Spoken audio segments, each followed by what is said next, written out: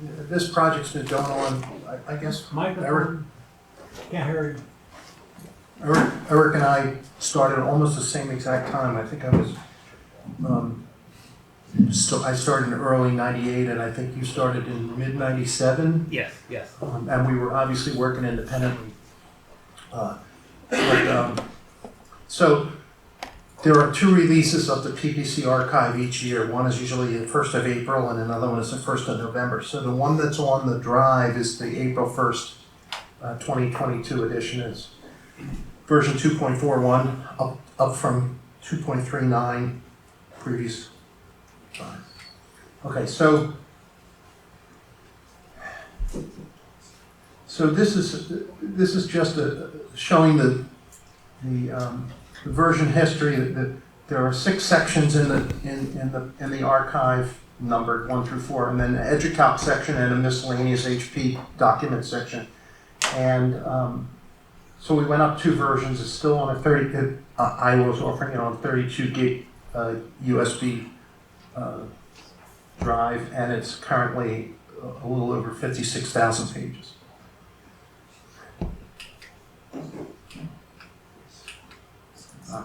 So this is what the starting page looked like last time, and here it is this time. Some version numbers got updated, and some minor stuff, but you'll see. For section 3, which is the HPCC British group, I try to include pictures of the first and the last issue of their publication data files, so that changed over here. It's in volume 37, actually. And the conference next month, in London, will celebrate their 40th anniversary. So, section 1 is PPC Journal, 2 is miscellaneous PPC and HP related stuff, 3 is the British group, number 4 contains Australian publications plus conference proceedings.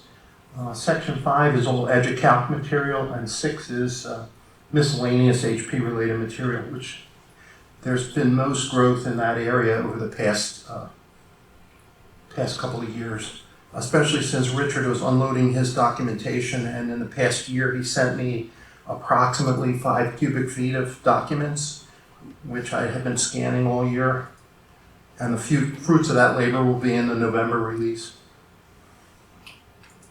Oops. So that's what the drive used to look like. This is what it looks like now. So here is just a short picture of what I call jump table in section 1. This is what it looked like before, and the one from last year, and this is the one from this year. The major thing that's been added is 10 sets of technical papers from conferences such as WestCon and National Computer Conference and the West Coast Computer Fair from 75 to 79, also all provided by Richard, some sample covers. We got PPC special issues D and E in there, and some updates to those. At Bob's suggestion, we were able to mark on these jump tables what's updated since the version before by either highlighting it in green or changing the text to green. So I have a little note here that says, items with the green background are the new stuff. So D and E had some updates in here, and there were some other letters added in the spring. New member letters from 77 and 81, and a rejoin letter from Dave White when PPC kind of changed manpower and they were asking people to come back. So section 2 is kind of the miscellaneous PPC and HP related stuff, and the big update here was there were some. It's not a big update really. There was some introductory pages that went along with the second version, the 1985 version of the PPC ROM Pocket Guide. Just a couple of pages there. And section 3, the British data file. The last issue, most recent issue was added, which is volume 37, number 2. And The data file section includes a five-way index of all the material and all the issues of data files, so that as issues are added, the index is manually updated and provided. So there's indexed by 5 different criteria, such as issue number, article title, author, manufacturer, and calculator model that article is related to.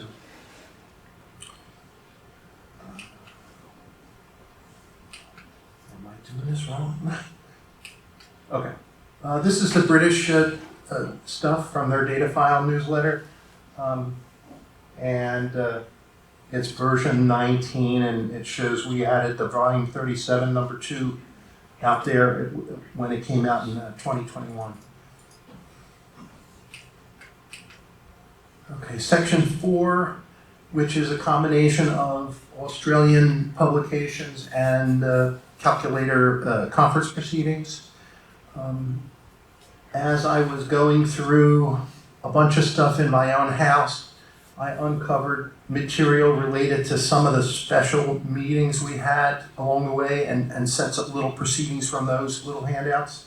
So we've added special Chicago area CHIP meetings from May of '85 and June of '88, and also Vladimir Genjovich, the chairman of the British Club, made for me scans of their 1982 and 1984 conferences. There were between 10 and 20 pages from each of those. So those have been added there.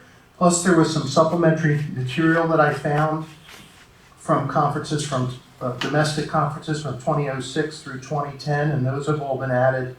And then the material from one of the remote conferences that the British did last October. So just some sample covers. Hey, can I hold it up? I had. Okay. Put it up for me. So again, you'll see some familiar stuff here. Chuck's going to see a bunch of familiar slides. Just some samples of stuff that got added from the last British remote conference. Okay, in the HPCalc section, which has had for a long time now 4 major categories of material. The big one is all the HPCalc catalogs that we could get our hands on, of which I think there's 2 missing between the beginning and number 75. I think they're numbers 9 and 13. I've never seen them. The only update, well, the updates there is the 4th section there is called additional HPCalc material, and it's kind of miscellaneous. And at that time, we had about 30 items, of which there were 9 new ones, but most of them happened in the November release from 2021. So you don't see anything here because they had already been in there, and they were shown in green then, but then they got changed to white because there was no update with the later release. Also, just to show here, the HPCalc used to have a news line you could dial in and hear information about new products and new meetings, and Richard would leave the messages, and from some of his stuff we were able to collect the text from many of his newsline messages, and there's, I forget, 100 and some newslines over the period of 1992 to 1996, and those have been in there for a long time. Okay, this is the last section, the HP materials, and there's individual documents, and then there's collections of documents of periodicals. So the number of individual documents, which were basically sorted chronologically, there were so many, I ended up dividing it into 4 pages with little tabs. So you got the 1970s, 80 to 83, 84 to 89, and 1990s plus. And anything in green here is something that was added. And sort of as a preview, the new version, this section just about doubled in size, and we've actually gone to 8 pages from the 4, because there's so much more material now. Also in here are links to periodicals. And I think, yeah, this is the, what I guess I call the miscellaneous material for multi-issue items and collections. And we added some bench brief issues related to calculators. Joe Bell's survey calculations journal for surveyors. A bunch of measurement computation news issues. And I guess that's about it at this point in time. So, when I talk about, I mentioned HP Measure. Back around the time of the 50th anniversary of the HP 35, which was early this year, there was some mention on the HP Museum forum about a bunch of issues of HP Measure that had calculator-related material in there. And at that point, I sort of got motivated to search around to try to find those issues. And I found 2 or 3 sources of HP Measure. Different sources had different quality of the issues, but I went in and found, chose the best one, and then tried to excerpt issues that had either calculator-related stuff or stuff related to HP that I thought would be of interest to the group. So this is the HP Measure section. It now has five pages of issues, and then in each one, it starts from 1968, goes to 2000, and each issue that had anything of interest, I tried to put a picture of the cover, a thumbnail of the cover, and just a brief description of what each one was, and you click on that, and it takes you to the pages from that issue, such as when the 35 was born, 9100A, Voyager machines, and various other stuff. Finally, maybe more than this. For those of you who are familiar with the Electech company that was founded out of Chicago and had a catalog released a couple times a year, we were trying to collect all of those, and there were just a few added here. Number 3, or Roman numeral 3, and number 14. All the others were already in the collection, but we know that the company's demise occurred towards the end of 1997, almost coinciding exactly with when HHC stopped. But there's still some issues down here that are missing, and early issues as well that still need to be found. Now, Bob just recently found an eBay offer that a guy had from selling a 1997 issue, and he's got that coming to him, so we'll have to see if there's any calculator-related stuff in there. When Electech started in the early days, in the early 80s, all they sold was HP calculators. Then they expanded to many, many more things, and finally down here it was 99% computer stuff and 1% handheld-related stuff. So these are the excerpts of what I considered interesting material, and less and less and less handhelds as we went along. So we'll see how the 1997, that one issue fares when we get to see it. Why did they fail? Why did they quit? Well, Any idea? the founder, I forget the guy's first name, his last name was Goldman. Yeah, The right. founder retired and his son took over, Uh-huh. and his son was having psychological problems, and he had then committed suicide. Oh, that'll do it. And I think that may have been the sort of the beginning of the end for Electech. They had a handful of, In parallel with that, though, the big store chains like Circuit City and Best Buy were coming online. Micro Center also. Yeah, and Micro Center, which were much bigger, much stronger financial backing, competing with specialty things like HPCalc and Electech. Even though they were specialists, they couldn't, they didn't have as many stores and as much marketing budget and in the Sunday paper every week and stuff like that. But you couldn't say that the market caused their demise. Like HHC, it wasn't the market that caused their demise, it was something else, I think it's I- market access because the market was continuing to get bigger. But when people when HPCalc, a single mail order place that's mailing catalogs, is competing with Best Buy with 480 stores and nationwide advertising, it's just how many people you're going to capture. HPCalc had all of us nuts to the bitter end, but Best Buy had $1 billion. Yeah, but the market did not hurt Educa. It was an internal embezzlement. Yeah. Yeah. So finally, I guess, this is sort of a summary of version 2.41 from April, 56,000 and some pages, the 6 major sections, and the work continues. I think I finally got caught up on all Richard's material that he had sent me through this year, and there'll be a release planned for about the 1st of November. So this is sort of a sneak peek of that version.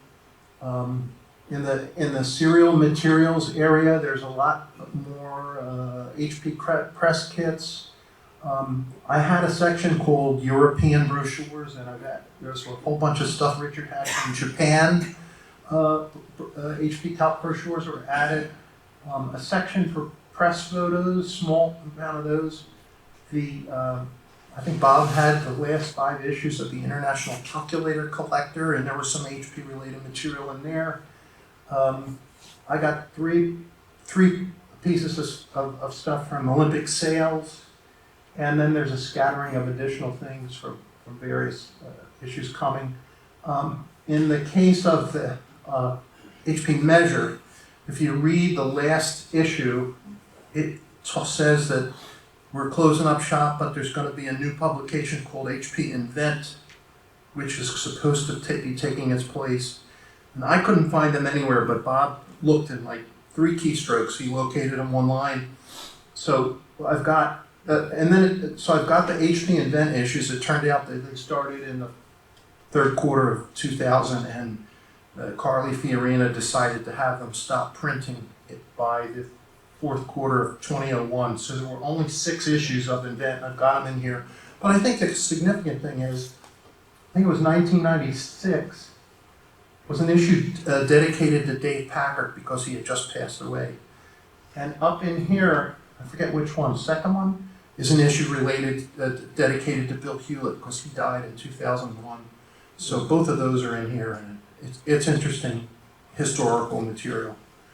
Also, in the past, when the Philadelphia area PPC chapter was operating, and we started in 78 and we stopped in 2000, I tried to produce a handout and provide it to the attendees each month or thereabouts. And there was sort of like a lead article each time, and from like 1992 to the end, I went through and I took those lead articles and I had hand typed them in because they were actually handwritten and Xeroxed. And they had been on my website for a bunch of years. And in the archive up until this point was essentially a collection of those lead articles from the last 9 or 10 years of the club. But I knew I had the full issues of those handouts. So just this year I went back into my closet and I found my collection of the handouts, and I ended up scanning them all in their entirety from 1980 to 2000. There's still a few missing I have to search, but there's about 4,000 pages of material there. Mostly clippings, press clippings from electronic design, electronics, electronic engineering times, a bunch of stuff when new products were announced and different things were happening. We tried to cover it there, so you'll see that next time. And here it showed that I sort of divided it into 2 halves from 80 to 90 and 91 to 2000, but then I realized that text was so small I ended up changing it to, I think I have it really divided into 4 sections. So eventually you'll be able to read it. And again, you click on this thing, which has got like a synopsis of the issue, and then it takes you to the handout, the PDF of the handout itself. So with that, I think I'm done, but I wanted to, just for a few people here who haven't seen it, I wanted to just try to march through a little bit of the archive, because the majority of the work wasn't scanning the documents, it was creating bookmarks and links, so you could enter the archive, and then you just had to click on bookmarks and links, and you could stay inside the Acrobat environment and just hop around and go from there. What's it called, Jake? PPC Archive, that's it. There we go.